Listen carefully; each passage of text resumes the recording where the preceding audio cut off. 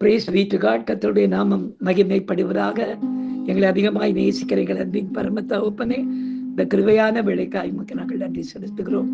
இந்த காலை வேளையிலும் உம்மை துதித்து பாடி ஆராதித்து இந்த நாளிலே நாங்கள் தியானிக்கும்படியாக கர்த்தர் எங்களுக்கு கொடுக்கிற வார்த்தைக்கு நேராக கடந்து போகவும், நீர் செய்த நன்மைகளை சாட்சியாக சொல்லி உம்முடைய ஜீவனுள்ள வார்த்தைகளை இன்னும் நாங்கள் மகிமைப்படுத்த கர்த்தர் உதவி செய்வீராக. இயேசுவின் நாமத்தில் ஜெபிக்கிறோம் எங்கள் ஜீவனுள்ள நல்ல பிதாவே. ஆமேன், ஆமேன், ஆமேன். உம் வல்ல செயல்கள் நினைத்து நினைத்து உள்ளமே பொங்குதையா. நல்லவரே, நன்மை செய்பவரே, நன்றி நன்றி ஐயா. உம் வல்ல செயல்கள் நினைத்து நினைத்து உள்ளமே பொங்குதையா. நல்லவரே, நன்மை செய்பவரே, நன்றி நன்றி ஐயா. நல்லவரே, வல்லவரே,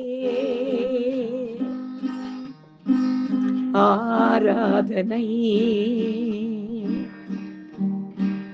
ஆராதனை.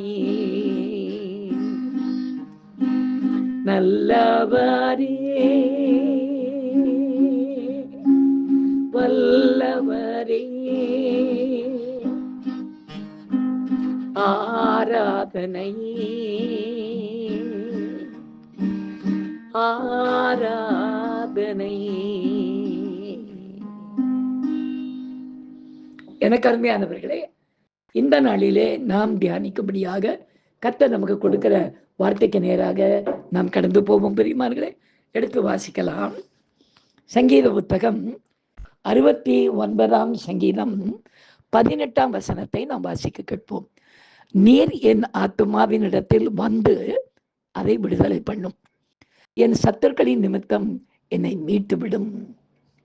பிரியமானவர்களே, 1 கொரிந்தியர் 3ஆம் அதிகாரத்தில் நீங்கள் என்னுடைய ஆலயம் என்றும் உங்களில் என்னுடைய ஆவி வாசமாய் இருக்கிறது என்றும் நீங்கள் அறியாதிருக்கிறீர்களா என்று சொன்ன நம்முடைய கர்த்தர் உண்மை உள்ளவர் என்பதை நாம் அறிவோம். ஏனென்றால் மனுஷருக்குள்ளே வாசமாயிருக்கிற வரம் பெற்றவர் அவர் என்று வேதம் சொல்கிறது. அதே சமயம் தேவ பிள்ளைகளாகிய நமது வாழ்வில் சத்துருக்களின் போராட்டங்கள் நமக்கு எதிராக செயல்படும் போதும் எழும்பும் போதும் இன்றைய வசனத்தின்படி அவர் நமது ஆத்துமாவினிடத்தில் வந்து அதை விடுதலை பண்ண வேண்டும் என்று சொல்லப்பட்டதனுடைய அர்த்தம் என்ன? நாம் தானே ஏற்கனவே அவருடைய ஆலயமாய் இருக்கிறோமே. அதாவது அந்த குறிப்பிட்ட விடுதலை பெற முடியாமல் எந்த இடத்தில் நாம் கர்த்தரது வார்த்தைக்கு விரோதமாக நின்று கொண்டிருக்கிறோம் என்று ஆராய்ந்து பார்த்து, தாவீது ராஜா சொல்றார் பாருங்க, வேதனை உண்டாக்கும்படி என்னிடத்தில் உண்டோ என்று பார்த்து என்னை நித்திய வழியிலே நடத்தும் என்று சொல்லப்பட்ட வார்த்தையின்படி அந்த விடுதலைக்காக கர்த்தரை, அவரது வார்த்தையை நாம் அழைக்க வேண்டும் என்று வேதம் சொல்கிறது. இந்த வசனத்தை உறுதிப்படுத்தும் வகையில் கர்த்தருக்கு அருமையாய் ஊழியம் செய்த ஒரு மிஷனரியினுடைய மகள், அவங்க ஒரு டாக்டர், அவங்க வியாதி படுக்கையிலே இருந்தபோது எவ்விதம் விடுதலை ஆக்கப்பட்டார்கள் என்பதை இன்றைக்கு நாம் சாட்சியாக கேட்போமா? அந்த சகோதரியுடைய பெயர் டாக்டர் பிரிசில்லா ஹென்றி. WDD, அதாவது தோல் வியாதி சம்பந்தப்பட்ட அதில் 2 டிகிரி பெற்றவர்கள். தண்டையார் பெற்றே இருந்தாங்க. திடீரென்று ஒரு நாள் என்னுடைய மூத்த சகோதரி எனக்கு ஃபோன் பண்ணி, ஏன்பா யார் யாருக்கோ போய் ஜெபம் பண்ணி என்னவோ பண்ணுறியே, ஒரு மிஷினரியுடைய டாக்டர் எனக்கு தெரியும், என் மகனுக்கு ரொம்ப வேண்டப்பட்டவங்க, அந்த அம்மா பேர் டாக்டர் ஹென்றி, அவங்க தண்டையார் பெற்று இருக்கிறாங்க, கொஞ்சம் போய் அவங்கள கவனி அப்படின்னு சொன்னார். சரி, நான் புறப்பட்டு போனேன். என்னை பார்த்த உடனே அவங்க சிரிச்சுட்டு சந்தோஷமாக வரவேற்றாங்க. அவங்க வீட்டை பார்க்கும் பொழுது ஒரு கத்தோலிக்க வாசம் அங்கே தெரிஞ்சது. ஏன்னா அவங்க தலைமாட்டில் ஒரு திவ்ய நற்கருணை, அதாவது கேத்தலிக்ஸ் யூஸ் பண்ணுவாங்க பாருங்க, இந்த அப்பம் வைக்கிற மாதிரி ஒரு சூரியன் மாதிரி ஒன்றுக்குள்ள வச்சிருப்பாங்க, அது ஒன்று தலைமாட்டில் வைக்கப்பட்டிருந்தது. நான் கூட பார்த்து, ஆண்டி நீங்கள் ஒரு மிஷனரியுடைய டாக்டரா அப்படின்னு. ஆமாம் ஆமாம், எங்கள் அப்பா குதிரை மேலெல்லாம் போய் ஊழியம் செஞ்சாருனாங்க.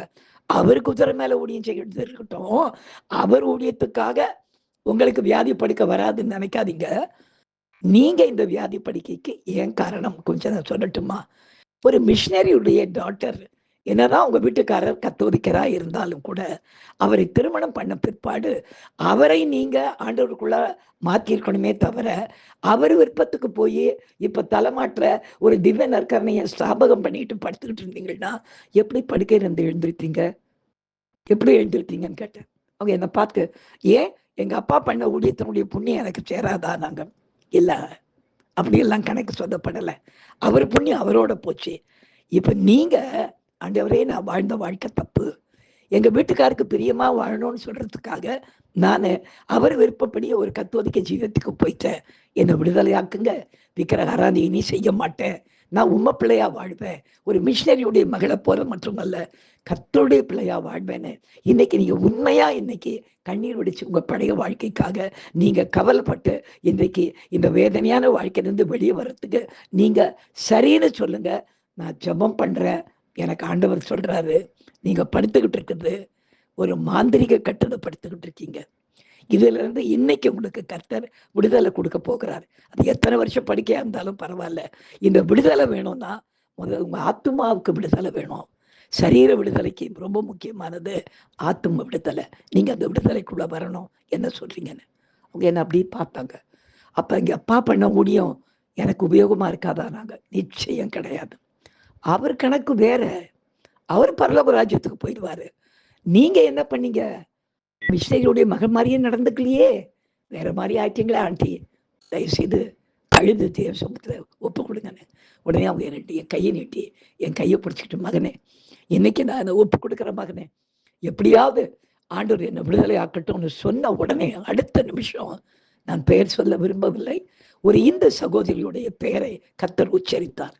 அந்த பெயரை உச்சரித்த உடனே அந்த தாயார் அந்த படுக்கையிலிருந்து எழும்பி குதிச்சு, அல்லேலூயா, கர்த்தர் எனக்கு விடுதலை கொடுத்தார்ன்னு அந்த மரண படுக்கையிலிருந்து எழுந்தாங்க. காரணம், நான் சொன்ன அந்த சகோதரியுடைய பெயர் யாருன்னா, இவங்களுக்கு விரோதமாய் மந்திரம் செய்த அவங்க கூட இருந்த ஒரு டாக்டர். ஏதோ ஒரு பெரிய போஸ்டுக்காக 2 பேருக்குள்ளும் பிரச்சனை நடந்திருக்கிறது. அப்ப நடந்த காரியம்.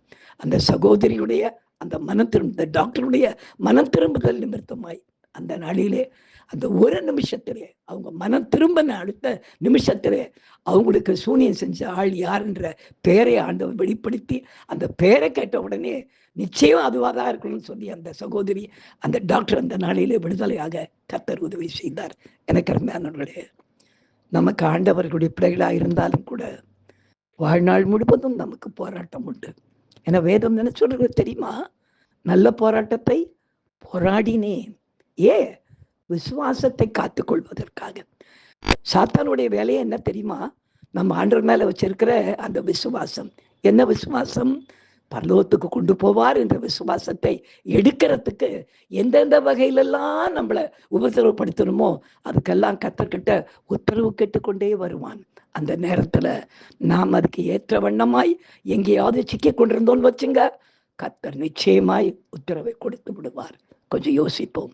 எனக்கு அருமையானவர்களே, போராட்டம் வருகிறதா? வரட்டும். பிரச்சனை வருகிறதா? வரட்டும். சில நேரங்களிலே கர்த்தர் மகிமைப்படுவதற்காகவே நமக்கு போராட்டங்களை அனுமதிப்பார். சந்தோஷமாய் ஏற்றுக்கொண்டு என்னை விடுதலையாக்கும் என்று கேட்கும்போது, ஒருவேளை நாம அதற்கு விரோதமாய் இருந்தால் அதற்குண்டான வசனத்தை தந்து நம்முடைய ஆத்துமாவை அவர் மீட்டுக் கொள்வார். நம்முடைய சத்துருக்களில் இருந்து நம்மை நிச்சயமாக விடுதலையாக்கி சாட்சியாக நிறுத்துவார். நாம் ஜெபிக்கலாம். எங்களை அதிகமாய் நேசிக்கிற எங்கள் அன்பின் பரம தகப்பனே, இந்த கிருபையான வேளைக்காய் மக்கள் நாங்கள் நன்றி செலுத்துகிறோம். விடுதலையின் நாயகன் நீர் அல்லவா? எல்லா வேளைகளிலும் எங்களை கர்த்தாவே, ஆத்துமாவை நீர் ஒவ்வொரு நாளும் அதற்குள்ளே இருந்து பிரவேசித்து நடத்துகிற தேவனா இருக்கிறதினாலே உடைய வசனத்தை அனுப்பி எங்களை குணமாக்குகிற தேவனாக இருக்கிறதற்காய் உமக்கு நன்றி செலுத்துகிறோம். நீர் வந்து எங்கள் ஆத்துமாவிலே வாசம் செய்யும். நீர் எங்களை விடுதலை பண்ணும். எங்கள் சத்துருக்களின் கரங்களில் இருந்து எங்களை மீட்டுக்கொள்ளும். இயேசுவின் நாமத்தில் ஜெபிக்கிறோம் எங்கள் ஜீவன் உள்ள நல்ல பிதாவே. ஆமென்.